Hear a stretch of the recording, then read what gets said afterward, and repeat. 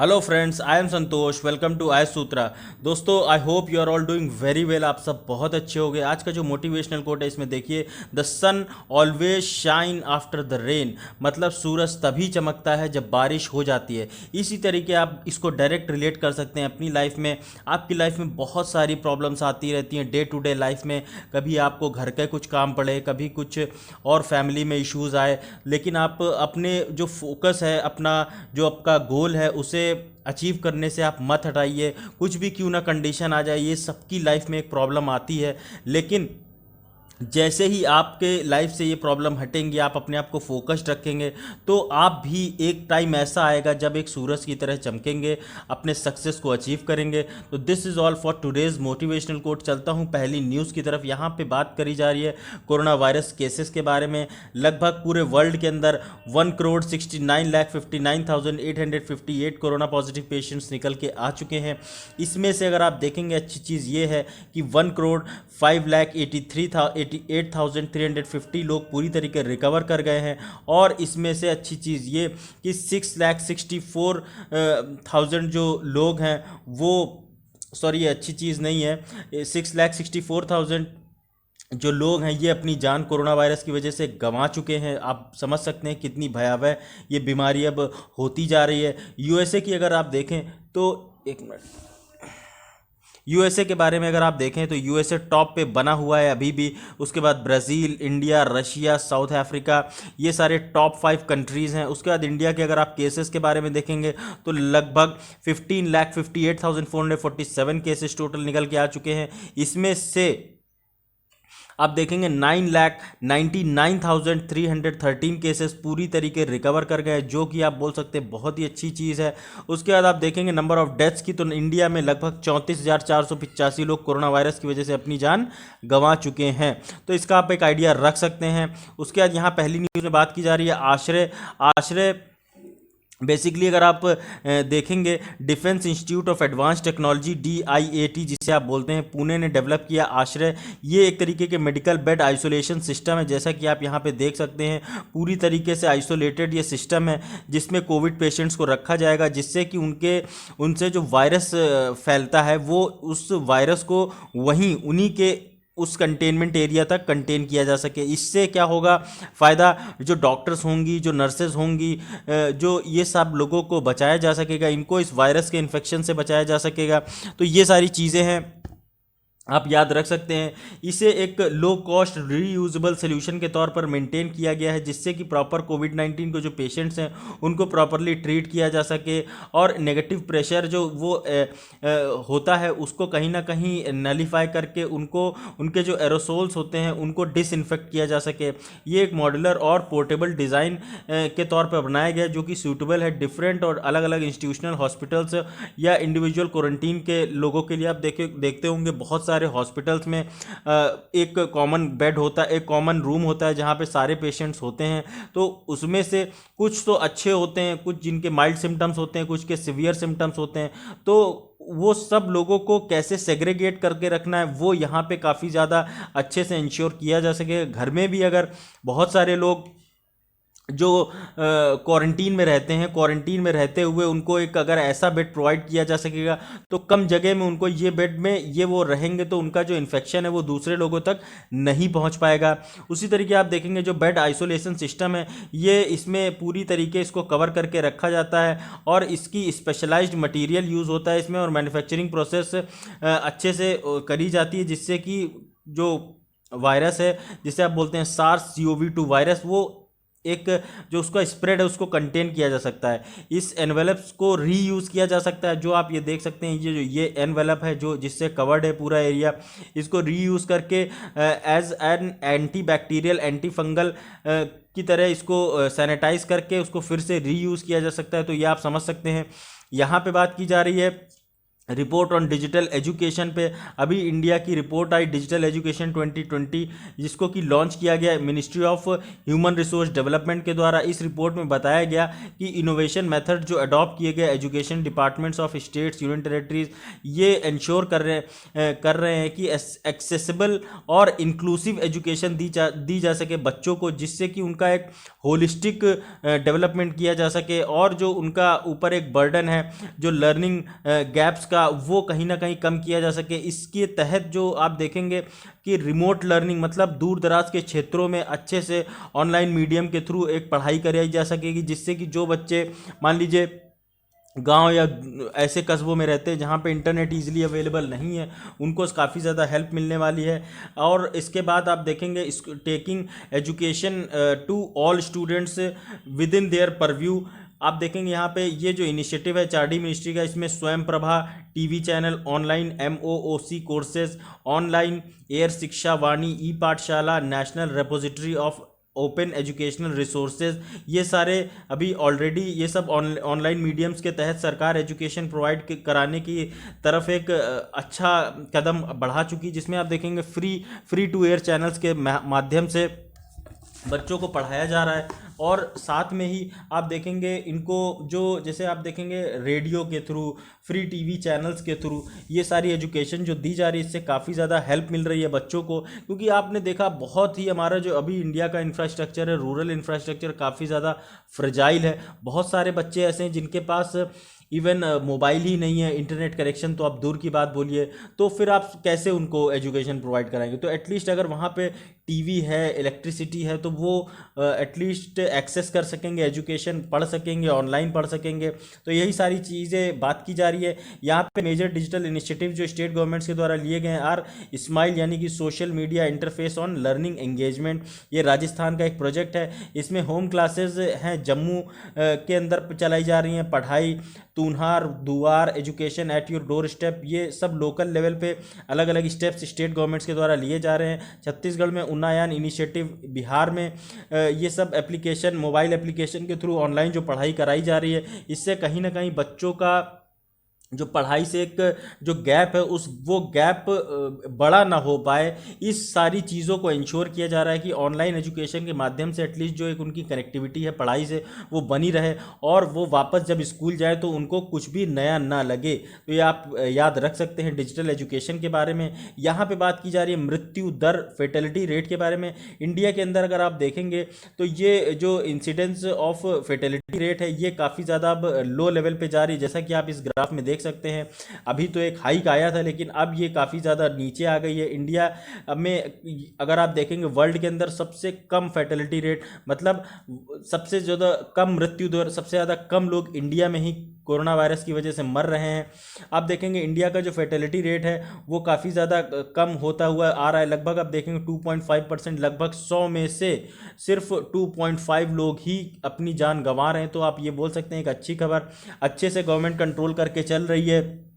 कोविड-19 के जो severe patients हैं उनको अगर आप देखेंगे under the guidance of central government, state government focused reducing facilities fatalities by effective managing and severe cases, prioritizing care of high risk population. High risk जो population है उनको कहीं ना कहीं अच्छे से कंट्रोल करके चल रहे हैं, जिससे कि जो पेशेंट्स हैं, कोरोना के जो पेशेंट्स हैं जिनको बहुत ज़्यादा प्रॉब्लम्स है कोरोना की वजह से, उनको मतलब बीमार ज़्यादा, उनको सांस लेने में प्रॉब्लम हो रही है उनको, और दूसरे जो मल्टी ऑर्गन फेलियर हैं, वो सारी चीज़ें जो इशू निकल के आ रहे हैं, उन सब चीज़ों में कंट्रोल पाने की एक तरफ एक अच्छा स्टेप आप बोल सकते हैं कि ये सब चीज़ें अच्छे से हमारी गवर्नमेंट कंट्रोल कर रही है।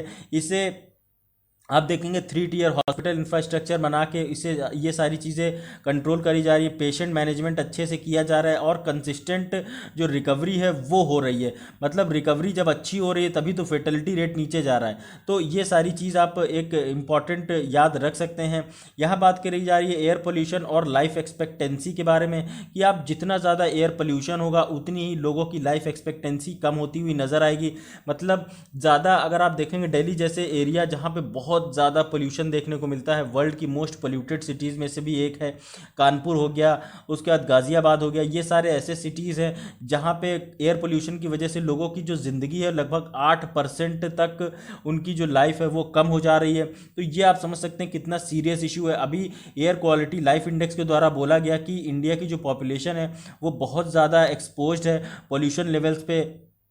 उसके बाद आप देखेंगे जो इस रिपोर्ट में बोला गया, एवरेज इंडियन की जो लाइफ है वो लगभग 5 साल कम, उसकी जो मान लीजिए 60 साल अगर वो जीता है तो सिर्फ 55 साल ही वो जी रहा है। पोल्यूशन लेवल इतना ज़्यादा है जिसकी वजह से उसकी लाइफ कम होती हुई नज़र आ रही है।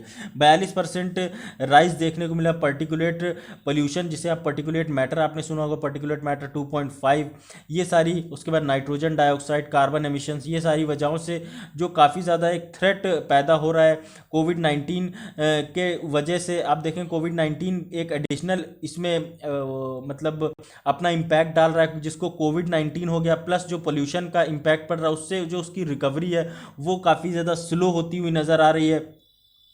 उसके बाद आप देखेंगे लगभग 84% जो लोग इस समय इंडिया में रह रहे हैं वो पोल्यूशन लेवल को में मतलब जो पोल्यूशन लेवल है उसको वो इतना ज़्यादा है तब भी वो लोग वहाँ पे रह रहे हैं, वही जो गंदी सांस है वो इनहेल कर रहे हैं और उससे अपनी बॉडी को जो एक डिटीरियोरेट उनकी बॉडी कर रही है जिससे कि वो जल्दी उनकी मृत्यु हो जा रही है। आप भी देखेंगे आप जो यूपी के जो लोग रहने वाले हैं वो उनका जो are on track to lose more than 8 years, लगभग 8 साल से ज़्यादा वो अपनी लाइफ को लूज़ करने वाले हैं पोल्यूशन की वजह से। तो आप ये चीज़ समझ सकते हैं कि हमारी लाइफ में क्लाइमेट चेंज, एनवायरनमेंट, पोल्यूशन जो है ये कितना ह्यूज इम्पैक्ट डाल रहा है कि लोगों की अभी ज़िंदगी ही जो खतरे में आ गई है। एडीआरएफ की बात की जा रही है यहाँ पे, Asia Pacific disaster response fund, अभी एशियन डेवलपमेंट बैंक के द्वारा $3 मिलियन ग्रांट किए गए इंडिया को, जिससे कि इंडिया फाइट कर सके इन डिज़ास्टर वल्नरेबिलिटी से। आप देखेंगे ये जो ग्रांट है ये सपोर्ट एक तरीके से आप बोल सकते हैं गवर्नमेंट को जो प्रोवाइड किया जा रहा है इमरजेंसी रिस्पांस के तरीके से कोविड-19 पैंडमिक के टाइम पे। ये जो सपोर्ट है इससे हेल्प मिलेगी कि हम डिजीज़ का सर्विलांस अच्छे से कर सके, कोविड-19 पे अच्छे से टेस्टिंग कर सके, अच्छा ट्रीटमेंट दे सके, ये सारी चीज़ें। उसके बाद जितनी जल्दी डिटेक्ट होगा कॉन्टैक्ट ट्रेसिंग अच्छे से कर सकें, ट्रीटमेंट अच्छे से कर सकें। उसके बाद जब आप देखेंगे यहाँ पे एशियन जो डेवलपमेंट बैंक है इसने लगभग $1.5 बिलियन दिए थे कोविड-19 active response expenditure support cares के लिए, तो जिससे कि इंडिया का जो पैंडमिक रिस्पॉन्स है उसको कहीं ना कहीं कंट्रोल किया जा सके। APDRF ये एक तरीके का स्पेशल फंड है जो कि दिया जाता है इंक्रीमेंटल ग्रांट रिसोर्सेज के तौर पे, जिससे कि डेवलपिंग मेंबर कंट्रीज़ जो है उनको हेल्प प्रोवाइड किया जा सके किसी मेजर नेचुरल डिज़ास्टर के टाइम पे। और मेजर नेचुरल डिज़ास्टर हो सकते हैं जैसे कोई बड़ा फ्लड आ जाए, कोई बड़ा सूखा पड़ जाए या फिर कोई बड़ी फॉरेस्ट फायर हो जाए। तो ये सारे नेचुरल डिज़ास्टर्स होते हैं जिनके लिए एशियन डेवलपमेंट बैंक जो है वो हेल्प करती हुई नज़र आती है टाइम टू टाइम। उसके बाद आप अगर यहाँ पे देखेंगे तो यहाँ पे बात की जा रही है रशिया इंडिया चाइना कोऑपरेशन की, जो कि इंटरनेशनल रिलेशंस GS2 का एक इम्पॉर्टेंट टॉपिक है, आप ये याद रख सकते हैं। यहाँ पे क्वेश्चन है, recently a meeting of the foreign ministers of Russia India and China was held, discuss future of trilateral relations. तो यहाँ पे आप देखेंगे हाल ही में रूस, भारत और चीन ने RIC के विदेश मंत्रियों की बैठक में त्रिपक्षीय संबंधों के भविष्य पर चर्चा हुई। तो रशिया इंडिया चाइना, अभी आप देखेंगे इंडिया और चाइना जो है काफ़ी ज़्यादा अलग अलग रास्तों में जाते हुए नज़र आ रहे हैं। इंडिया ने जब से गालवान क्लैश हुआ तब से इंडिया और चाइना के रिलेशंस ऑल टाइम लो पे पहुँच गए हैं। तो आगे आने वाले फ्यूचर में इंडिया, चाइना और रशिया के ये रिलेशंस कैसे होंगे, इसी सब के बारे में इसमें ये ग्रुपिंग के बारे में बात की जा रही है। तो यहाँ पे आप इसके लिए कोई अच्छा सा क्वेश्चन का इस आंसर दे सकते हैं। इसमें आप मेरे जो मैंने लिंक दे रखी है डिस्क्रिप्शन बॉक्स में, आप जाके वहाँ पे फेसबुक पेज है IS सूत्रा, वहाँ पे आंसर पोस्ट कर सकते हैं, ग्रुप में आंसर पोस्ट कर सकते हैं और दूसरी एजुकेशन से रिलेटेड पोस्ट आप कर सकते हैं। दोस्तों मैं ये जो भी क्वेश्चन देता हूँ, अगर आप UPSC की प्रिपरेशन कर रहे हैं तो आप 200 से 250 वर्ड्स के बीच में आंसर लिख सकते हैं, और अगर आप बैंकिंग या वनडे एग्जाम्स की प्रिपरेशन कर रहे हैं तो वहाँ पे 100 से 150 वर्ड के बीच में लिख सकते हैं। या फिर आप बिल्कुल न्यू कमर हैं, नूब हैं, तो आप उसे एक लगभग 50 से 60 वर्ड के बीच में ही एक जितना लिख पाए वो लिखिए ज़रूर, क्योंकि लिखना बहुत ज़रूरी है। आज की डेट में हर एग्जाम में आपको आंसर राइटिंग लिखने को आती है, कि कहीं कम कहीं ज़्यादा, लेकिन आती ज़रूर है। तो आप अगर अभी से प्रैक्टिस करके चलेंगे तो जब आप प्री क्वालिफाई करके मेंस के उसमें पहुंचेंगे तब आपको बहुत ज़्यादा हेल्प मिलने वाली है। तो ये सारी चीज़ें हैं, आप अभी से करके चलिए, जिससे कि आपको फ्यूचर में प्रॉब्लम ना देखने को मिले। तो चलिए देखते हैं यहाँ पे अभी आप देखेंगे जो हमारे जो फॉरेन मिनिस्टर्स हैं, रशिया, इंडिया, चाइना की, इनके बीच में एक मीटिंग हुई। इसमें RIC डायलॉग जिसे बोलते हैं, इसे बेसिकली स्टार्ट किया गया था 2000 के आसपास। इसमें रशिया, इंडिया, चाइना एक मिल के एक मल्टीपोलर वर्ल्ड ऑर्डर बनाना चाह रहे थे, क्योंकि अब ज़्यादातर आप देखेंगे कि जब से US और USSR अलग हुए हैं तब से एक आप देखेंगे यूनिपोलर वर्ल्ड नज़र आ रहा था। रशिया के साथ जो लोग हैं वो एक धड़ा, उसके बाद जो US के साथ जो लोग जा रहे थे वो एक तरफ। लेकिन इंडिया ने जब ये मतलब हमारा देश आज़ाद हुआ, ना US के साथ गया ना USSR के साथ गया। इंडिया ने नॉन अलाइनमेंट पॉलिसी रखी, मतलब एक बुद्धा पाथ लिया, मिडिल पाथ लिया, कि ना वो लड़ाई किसी के साथ लड़ाई में नहीं जाएगा, वो सिर्फ अपना एक पर्टिकुलर पाथ लेके चलेगा जिसमें कि वो बिल्कुल अलाइंड वे में चलेगा। वहीं यहाँ पे अगर आप देखेंगे RIC के पर्सपेक्टिव में तो एम्फेसिस दिया जाएगा इसका। बेसिकली जो रशिया, इंडिया, चाइना कोऑपरेशन है, इसमें एम्फेसिस दिया जाएगा सोवरेनिटी और टेरिटोरियल इंटेग्रिटी, मतलब हमारे देश की अखंडता, संप्रभुता और जो हमारी टेरिटरी में कोई ना घुसे, इस चीज़ से कोई कॉम्प्रोमाइज़ नहीं किया जाएगा। Impatience with interference of social policies में जो भी इश्यूज़ है, हंगर के, पुअर, गरीबी के, और जो न्यूट्रिशन इश्यूज़ है, ये सारे इश्यूज़ को मिल के एड्रेस करने की बात की गई थी। Opposition to regime change from abroad, support of democratization of global economic and financial architecture, एक दूसरे को अच्छे से इकोनॉमी में, ट्रेड में अच्छे से हेल्प करना, या इंटर एक फैसिलिटी ऐसी प्रोवाइड करना जिससे कि हम एक दूसरे के जो ट्रेड रिलेशन है उनको कहीं ना कहीं अच्छे लेवल पे ले जा सके, जिससे कि ट्रेड बूस्ट हो सके और हमारी तीनों देशों की इकोनॉमी अच्छे लेवल पे चल सके। उसी तरीके आप देखेंगे अर्ली 2000s में यहाँ पे देखने को मिला था कि there was an upswing in India's relation with Russia and China. India के काफ़ी ज़्यादा अच्छे रिलेशंस होते हुए नज़र आ रहे थे रशिया और चाइना के साथ में। कोऑपरेशन और पॉलिटिकल, डिफेंस, एनर्जी पिलर्स ये सारे एनहांस किए गए रशिया के साथ में। उसके बाद multi sectoral surge in relations with China के साथ देखे गए। अगर आप देखेंगे यहाँ पे इंडिया के रिस्पेक्ट में तो ये चाइना है और ये रशिया है, यही तीनों देशों के बीच में एक म्यूचुअल अंडरस्टैंडिंग कैसे बने, इसी सब की ये कवायद बताई जा रही है कि कैसे आगे ये रिलेशन लेके चलना है। क्योंकि ये जो आने वाला टाइम है एशिया का ही आप देखने को मिलेगा, क्योंकि इस समय वर्ल्ड की जो टॉप इकोनॉमी आने वाले टाइम में नज़र आ रही हैं वो है इंडिया, चाइना, रशिया। तो आप समझ सकते हैं कि हम तीनों देश अगर साथ में मिल के चलें तो एशिया में क्या धमाल मचाया जा सकता है। चाइना का जो एम्फेसिस है वो पॉलिटिकल मैकेनिज्म में है, जिससे कि वो अपना जो डिस्प्यूट्स हैं इंडिया के साथ बाउंड्री से रिलेटेड वो सारे इश्यूज़ को डिस्कस कर सके। रशिया, इंडिया, चाइना कोऑपरेशन में US अब क्या चाहता है, US हमेशा इंडिया के साथ अच्छे पार्टनरशिप लेके चलता है, क्योंकि उसे लगता है कि इंडिया को अगर अच्छे से पार्टनर बना के चलेंगे तो चाइना को कहीं ना कहीं जो चाइना का जो राइज हो रहा है, चाइना जो अपना एक अधिपत्य जमाता है पूरे विश्व भर में, वो उसकी जो ये जो पॉलिसी है उसको कहीं नलीफाई करने में हेल्प मिलेगी।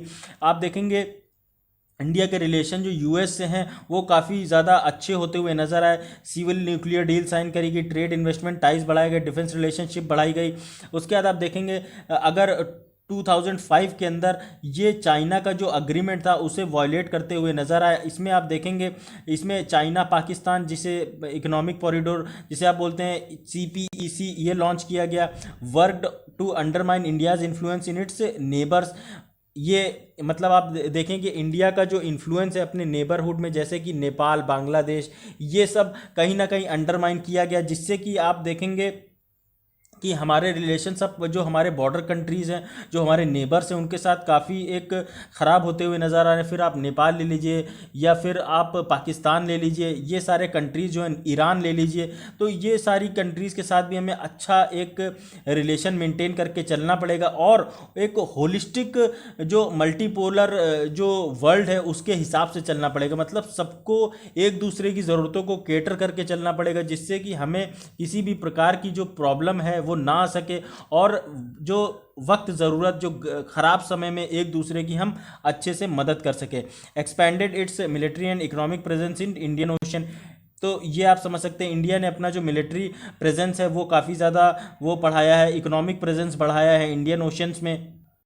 उसके बाद आप देखेंगे इंडिया और यूएस कोलैबोरेशन है ये काफ़ी ज़्यादा बढ़ गया है। इसमें आप देखेंगे कि अब डिफेंस के क्षेत्र में अभी आप देखेंगे क्वाड की बात करी थी मैंने कुछ दिन पहले, उसमें कैसे इंडिया, ऑस्ट्रेलिया, जापान ये सारे देश एक साथ आने की बात कर रहे थे इंडिया के, और एक चाइना को काउंटर करने के लिए ये सारी जो जद्दोजहद करी जा रही थी कि कैसे मालाबार एक्सरसाइज में ऑस्ट्रेलिया को इस बार इंक्लूड किया जाए। उसके बाद आप देखेंगे यहाँ पे वेस्टर्न कैंपेन जो था कि इसमें आइसोलेट किया जाए रशिया को, जिससे कि जो रशिया को आइसोलेट करने की वजह से रशिया और चाइना काफ़ी ज़्यादा करीब आ गए।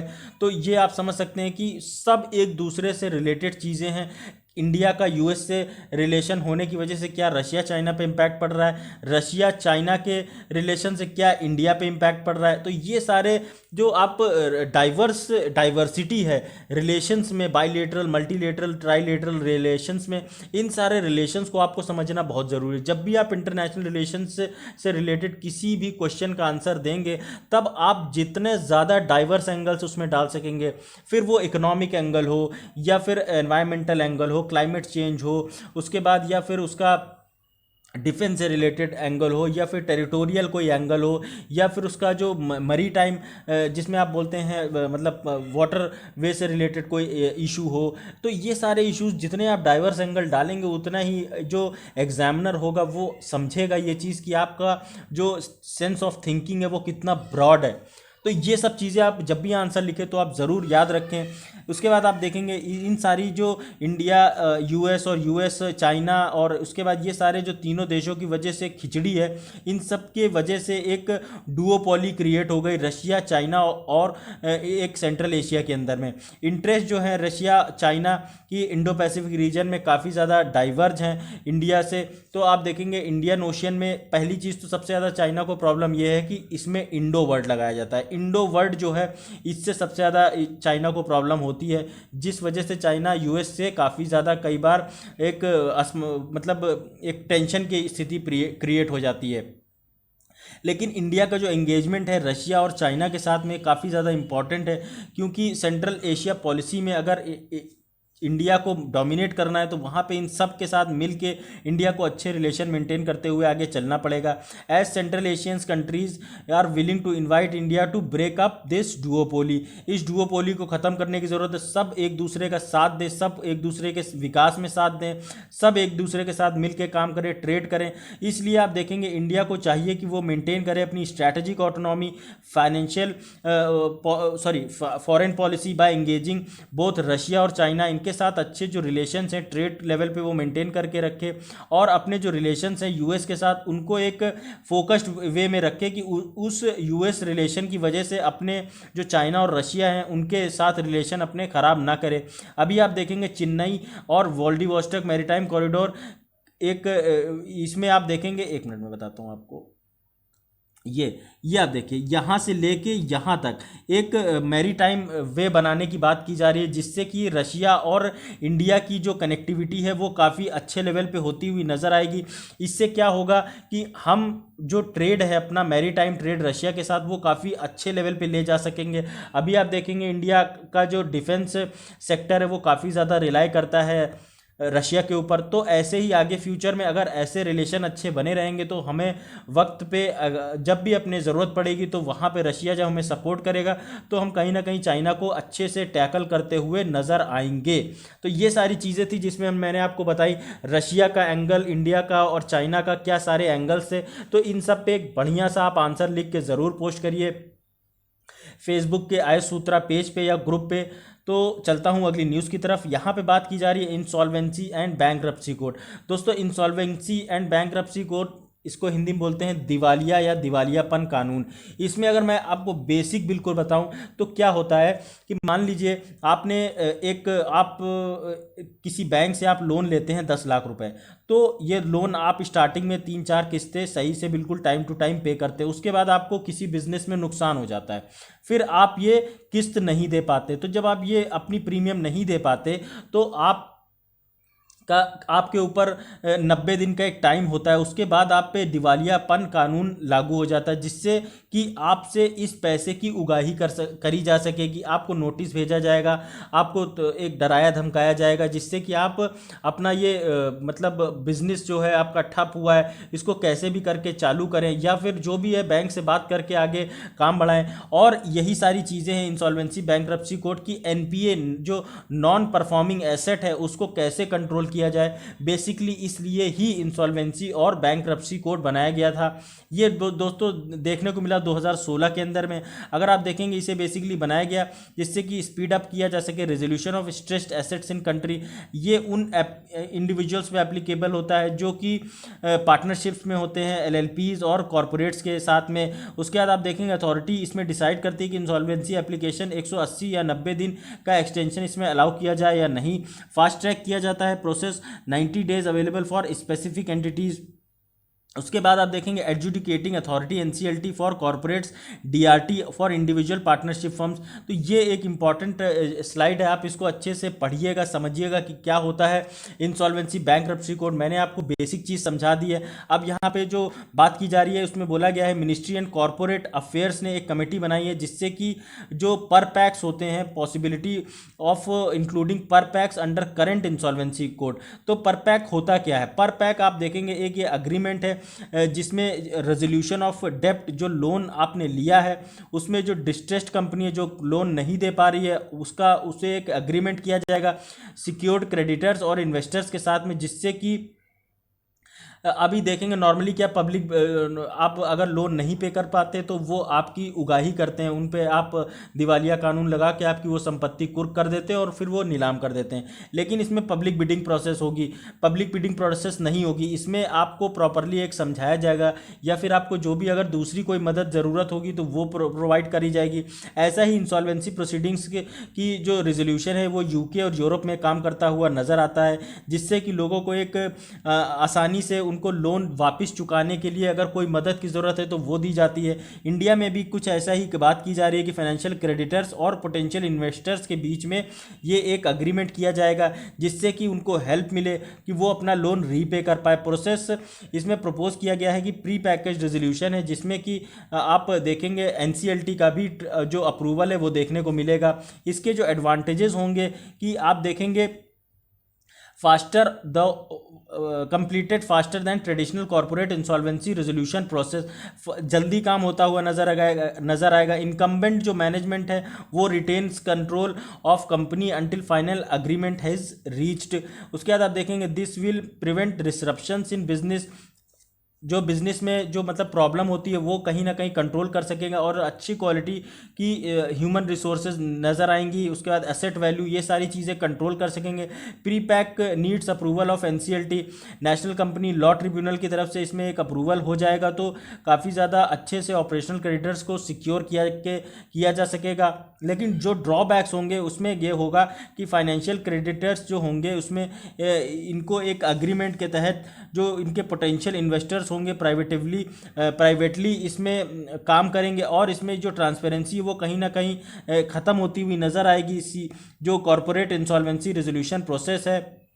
उसके बाद आप देखेंगे फुल फ्लेज्ड सीआईआरपी क्या होगा, कॉर्पोरेट इंसॉल्वेंसी रेजोल्यूशन प्रोसेस जो है इसमें प्राइस डिस्कवरी रिवील करेगी कि एग्जैक्ट प्राइस क्या है उस लोन को पे करने के लिए या फिर जो भी दिवालियापन है उसको कैसे ख़त्म किया जाए। प्री पैक जो एनसीएलटी है इसमें ये अलाउ किया जाएगा कि इवैल्यूएट करे resolution plan based on submission by creditors and investors. तो ये आप बेसिक चीज़ आप ये समझ लीजिए इंसॉल्वेंसी बैंकरप्सी कोड में कैसे कैसे क्या क्या काम किया जा रहा है जिससे कि हमारे देश का एनपीए कम किया जा सके। उसके बाद यहाँ बात की जा रही है मिलिटरलाइजेशन ऑफ अंडमान्स। अंडमान्स जो अंडमान निकोबार आइलैंड्स है, ये आप यहाँ पे देख सकते हैं। ये इंडिया का जो रीजन है ये साउथ इंडिया में पड़ता है, साउथ ईस्ट इंडिया आप बोल सकते हैं नीचे वाले रीजन में। तो यहाँ पे मिलिट्री का इन्वॉल्वमेंट बढ़ाने की बात की जा रही है। अभी जब से गालवान क्लैश हुआ इंडिया और चाइना के बीच में, तब से मिलिट्री कैपेबिलिटीज़ बढ़ाई जा रही है इंडिया और निकोबार आइलैंड्स में। इंडिया ने अभी बोला है कि वो परमिट करेगा अपनी फ्रेंडली फॉरेन नेवीज़ को कि वो एएनआई यानी कि Andaman Nicobar island military bases को एक्सेस कर सके। इससे कहीं ना कहीं इंडिया को हेल्प मिलेगी, वो काउंटर कर सके चाइना को आगे एक फ्यूचर में अगर कोई ऐसी कंडीशन क्रिएट होती है तो। साथ ही आप देखेंगे इंडिया को जो डिफेंस और फॉरेन पॉलिसी स्टैब्लिशमेंट है वो काफ़ी उनके हमेशा से एक आइडेंटिकल व्यूज़ नहीं हुए हैं। अलग अलग डिफेंस अलग लेवल पे काम करता हुआ नज़र आता है, फॉरेन पॉलिसी अलग लेवल पे काम करती हुई नज़र आती है। तो ये होना चाहिए कि दोनों मिनिस्ट्री दोनों पॉलिसी एक समग्रता से काम करें, मिल के काम करें, जिससे कि एक होलिस्टिक पॉलिसी बनाई जा सके चाइना को केटर करने के लिए, कंट्रोल करने के लिए, कंटेन करने के लिए। अगर आप देखेंगे आर्ग्यूमेंट्स इसके खिलाफ क्या है कि पहले मलेशिया इंडोनेशिया को डर था कि इंडिया कहीं ऐसा ना हो कि मिलिट्री फैसिलिटीज़ लगा के उस रीजन में डोमिनेट करे, और इस जो प्रोजेक्ट इसके तहत काम कर रहा था वो था power east of Malacca, opening up the ANI मतलब Andaman Nicobar island military facilities to foreign navies could still threaten.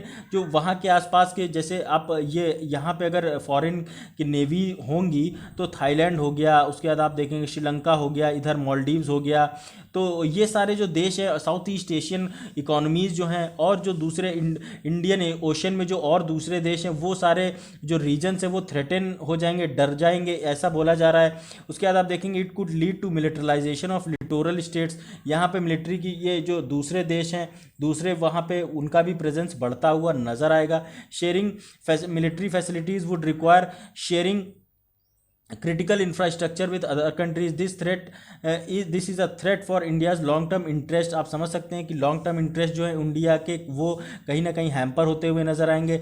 China has not militarised any of its bases in Indian ocean.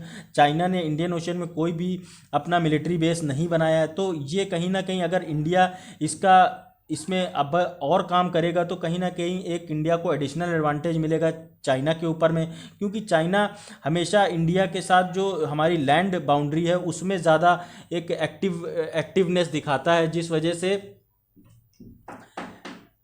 एक मिनट, तो आप यहाँ पे देख सकते हैं इन सारी चीज़ों की वजह से हमारा जो टूरिज़्म है वो भी काफ़ी ज़्यादा इम्पैक्ट उस पर पड़ सकता है। क्योंकि अगर आप देखेंगे जब मिलिट्री का प्रेजेंस बढ़ेगा तो होगा क्या कि हमारे देश में या फिर जो दूसरे कंट्रीज़ हैं वहाँ पे लोग वहाँ मिलिट्री प्रेजेंस की वजह से जाने से डरेंगे, और जिस वजह से वहाँ का जो टूरिज़्म है वहाँ की इकॉनमी है वो कोलैप्स करती हुई नज़र आएगी। तो ये आप एक पॉइंट समझ सकते हैं। आर्ग्यूमेंट इन जो फेवर किए गए हैं इसमें आप देखेंगे reciprocity of India's logistic agreements, militarisation of ANI Andaman Nicobar islands would be helpful to India to make its presence felt in the region. यही बात मैंने आपको बताई कि इंडिया का अगर प्रेजेंस ज़्यादा रहेगा, मिलिट्री प्रेजेंस ज़्यादा रहेगी, तो जो वापस जो वहाँ पे चाइना का जो कंट्रोल है या फिर चाइना आगे फ्यूचर में वहाँ पे कुछ बेस, एयर बेस या फिर मिलिट्री बेस बनाने की सोच रहा है तो उससे करने से पहले उसे 4 बार सोचेगा, जिससे कि वो कहीं ना कहीं ये चीज़ समझ सके कि इंडिया क्या कुछ वहाँ पे और ज़्यादा इम्पैक्ट डाल सकता है चाइना के ऊपर।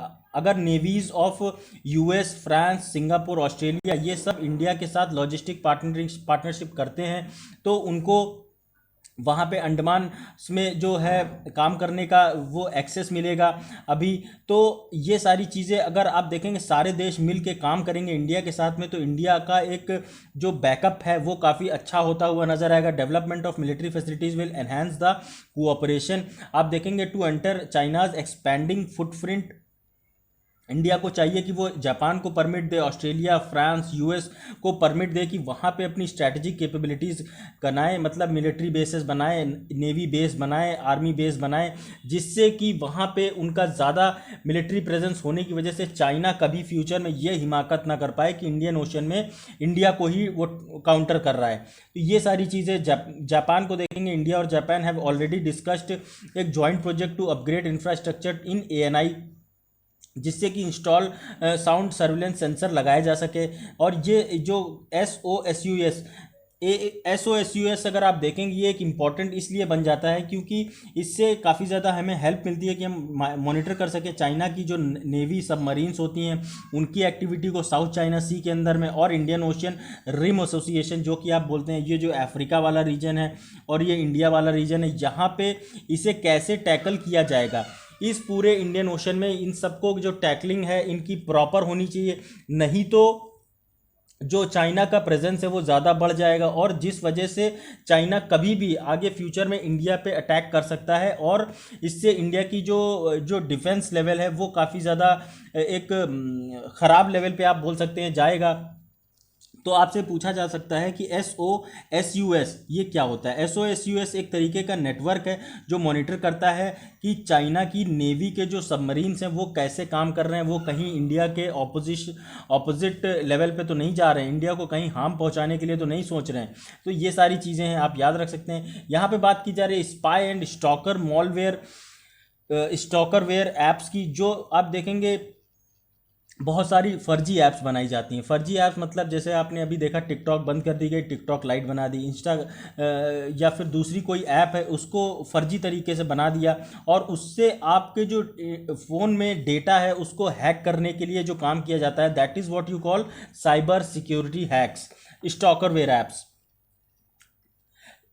यहाँ पे अगर आप देखें 51% इंक्रीज देखने को मिला स्पाईवेयर स्टॉकरवेयर में, और लॉकडाउन का जब से टाइम स्टार्ट हुआ तब से ये प्रेजेंस जो है सोशल मीडिया की काफ़ी ज़्यादा बढ़ती हुई नज़र आई है। आप देखेंगे यहाँ पे जो इंक्रीज्ड ऐप जो स्टॉकर ऐप्स हैं ये काफ़ी ज़्यादा लॉकडाउन में बढ़ी, क्योंकि इसमें आप देखेंगे backdrop of heightened domestic violence cases. What is spy and stalkerware apps? Spy and stalkerware apps are basically the viruses and the malware that infect devices connected to internet. यही मैंने अभी ये बताया। तो these app disguise themselves as useful and spend out stolen data to central servers without the knowledge of user. तो बिना user के बताए, बिना यूज़र के जाने अगर उसका डेटा किसी दूसरे सर्वर पे जाएगा तो फिर उससे जो यूज़र की सोवर्निटी है, जो इंटरनेट फ्रीडम है, वो कहीं ना कहीं अफेक्ट होगी। तो इसके लिए एक प्रॉपर लॉ की भी काफ़ी समय से हमारे देश में डिमांड हो रही है, डेटा के लिए डिजिटाइजेशन लॉ जिसे आप बोलते हैं। तो ऐसा ही एक अभी वायरस आया था पेगासस वायरस, जो कि इजराइल का था। इजराइल के जो पेगासस वायरस था उसने जो कांग्रेस के जो टॉप लीडर से और वर्ल्ड के जो नक्सलाइट से, इंडिया के जो टॉप नक्सलाइट से, उन पे भी काफ़ी ज़्यादा एक अपना कंट्रोल दिखाया था, जिससे कि उनका व्हाट्सएप हो गया, उनका सोशल मीडिया हैंडल्स हो गए, वो सारे हैंडल्स पे कंट्रोल करने की बात की जा रही थी। उसके बाद आप देखेंगे स्टॉकरवेयर ऐप जो है इसमें लोकेशन ट्रेस करी जा सकती है। एक मास्टर डिवाइस जो इससे कनेक्ट होती है उससे कुछ भी आपको डेटा चाहिए वो मिल जाएगा। आप देखेंगे ये ऐप्स काम कैसे करते हैं। स्पाईवेयर ऐप्स जो होते हैं वो डिस्गाइज करते हैं स्पाइंग कोड और inside unauthorized versions of premium apps. इसमें अगर स्टॉकरवेयर ऐप्स आप देखेंगे एक्सप्लिसिट परमिशंस ले लेते हैं, और at the time of their installation, जब भी आपने देखा हो कोई आप ऐप इंस्टॉल करते हो उसमें बहुत सारे अलाउ करना होता है कि कई बार अलाउ करिए तब ही आपको वो ऐप में एक्सेस मिलता है। Allow access to contacts, access to photos, access to media, access to other things. तो जब भी आप कोई ऐप डाउनलोड करें उसकी ऑथेंटिसिटी चेक करें, प्रॉपर उसका एक ऑथेंटिसिटी हो तभी उसे आप डाउनलोड करें, तभी उसको आप यूज़ करें। आप देखते हैं बहुत सारे फर्जी ऐप्स की वजह से कई बार लोगों का फ़ोन हैक हो जाता है और उसके बाद उनका फ़ोन से इंटरनेट के अलग अलग सोशल मीडिया हैंडल्स का मिसयूज़ किया जाता है, उसके बाद उनका फ़ोन से पैसा उड़ा दिया जाता है, बहुत सारे और दूसरे काम, गंदे काम किए जाते हैं। तो इस आप यही बात समझ सकते हैं कि एक बार अगर स्टॉकरवेयर ऐप इंस्टॉल हो गया तो वो उसको हाइड किया जा सकता है ऐप मेनू में, जो कि बैकग्राउंड में काम करता है। लेकिन आप देखेंगे इस सब की जो बैकग्राउंड में वो काम करता है वो आपके फ़ोन का पूरा डेटा एक तरीके से जो मास्टरमाइंड है उस तक पहुंचाता रहता है उस बैकग्राउंड में। तो इसका यूजेज अगर आप देखेंगे बढ़ा क्यों है, तो इसका यूजेज बेसिकली बढ़ा है क्योंकि इंटरनेट के जो यूज़र्स हैं वो बढ़े हैं लॉकडाउन के पीरियड में, और जो कई लॉकडाउन मेजर्स लिए गए हैं अलग अलग जगहों पे। Increase in usages of unauthorized version of premium apps के जो अनऑथराइज्ड वर्जन हैं जैसे इंस्टाग्राम हो गया, इंस्टाग्राम की जो आप देखेंगे अनऑथराइज्ड कई इंस्टाग्राम्स हैं, तो वो सारे जो अनऑथराइज्ड है वो सब ये काम ज़्यादा करते हैं, क्योंकि जो ऑथेंटिक एक ऐप है, अच्छी ऐप है, वो तो कभी ऐसा नहीं करेगी। लेकिन जो दूसरे जो सिर्फ पैसा कमाने के लिए जो लगे होते हैं, या फिर जो किसी भी तरीके से चोरी करना चाहते हैं, तो वो सब ये काम में इन्वॉल्व रहते हैं। तो यहाँ पे आप देखेंगे many things have gone online, cyber criminals are finding new opportunities. जो साइबर क्रिमिनल्स हैं वो काफ़ी नई अपॉर्चुनिटीज़ ढूंढ रहे हैं, जिससे कि वो कहीं ना कहीं उनके ऊपर भी जो स्ट्रेस है, उनकी जॉब जा चुकी है, या फिर जो जिनका क्रिमिनल नेचर है, वो सब ये सारी अपनी नीड्स को कैटर कर सकें। तो दोस्तों ये था आज का पूरा total lecture. Thanks a lot for watching this video. अगर आपको मेरा ये लेक्चर पसंद आता है तो प्लीज़ लाइक करिए, अगर नहीं पसंद आता तो डिसलाइक करने का पूरा हक है। कमेंट करिए ज़्यादा से ज़्यादा, कोई प्रॉब्लम है, कोई इशू है तो ज़रूर पूछिए मुझसे। शेयर करिए ज़्यादा से ज़्यादा जितना हो सके, और हो सके तो एक गरीब बच्चे को ज़रूर पढ़ाइए, इससे आपको बहुत ही ज़्यादा एक सेंस ऑफ सेटिस्फैक्शन मिलेगा। सब्सक्राइब करिए, ज़्यादा से ज़्यादा शेयर करिए। उसके बाद आप ज़्यादा से ज़्यादा आप, अगर आपको मेरे साथ कनेक्ट रहना है तो आप मेरी ये जो PDF, ये जो स्लाइड्स है पूरे लेक्चर की, वो आप डाउनलोड कर सकते हैं बिल्कुल फ्री में मेरे टेलीग्राम चैनल पे। आप मेरे साथ लिंक्ड रह सकते हैं फेसबुक पेज पे, ट्विटर पे, इंस्टाग्राम पे, सारे लिंक मैंने डिस्क्रिप्शन बॉक्स में दे रखे हैं। तो thanks a lot guys once again. Keep watching these videos, keep enjoying. जय हिंद।